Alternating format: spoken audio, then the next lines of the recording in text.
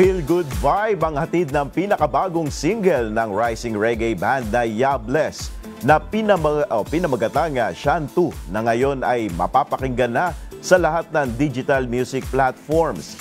Samantala, matapos opisyal na ipakilala ang banda bilang bahagi ng KDR Music House, ay ibinahagi ng Yabless kung papaano naging instrumento ang naturang music publishing company sa mga up-and-coming artists. Narito ang report ni Gladys Tuabi.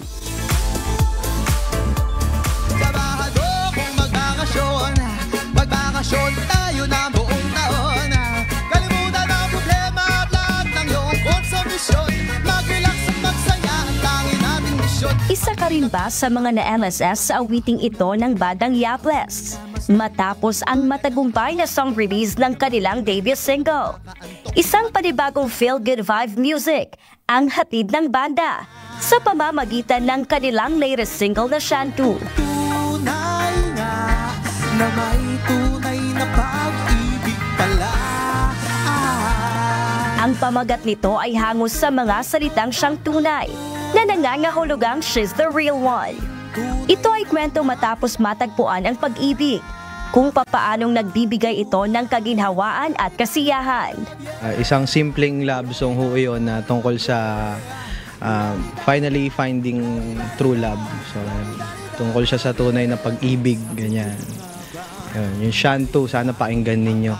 Hinugot namin yung inspiration ng kanta na yun sa mga love song nung 90s, di ba? Kasi yung mga mensahe ng kanta ng mga love song nung panahon na yun, medyo talaga straightforward siya, tsaka pure love, kumbaga. Tsaka bukod doon, yung pinaka-habol namin, gumawa ng pop music kasi bibira sa reggae na genre yung magkaroon ng pop music.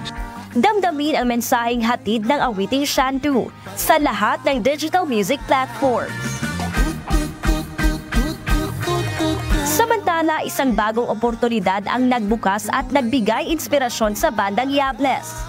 Matapos na opisyal silang ipinakilala bilang bahagi ng KDR Music House. Kwento ng banda, naging instrumento ang KDR Music House para mabigyan ng pagkakataon na ipakita ang husay at talento ng mga up-and-coming artists. Actually, kahit nung time na hindi pa kami pumipirma, marami nang binigay sa amin na opportunity, yung KDR Music House, maraming salamat. Pati yung Wish 107 vibe. So, ngayon nakapirma na kami, looking forward kami sa tuloy-tuloy na blessing kasama sila.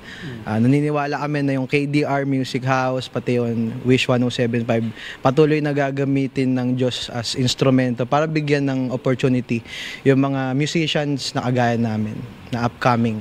Ayon sa Yabless, hindi nila palalampasin ang magandang pagkakataong ito para lumikha pa ng mga awiting may kwento at mas palawakin pa ang kanilang musical prowess. Naging tunay nang makilala ka, siyang tunay. Gladys Tuabi, UNTV News and Rescue.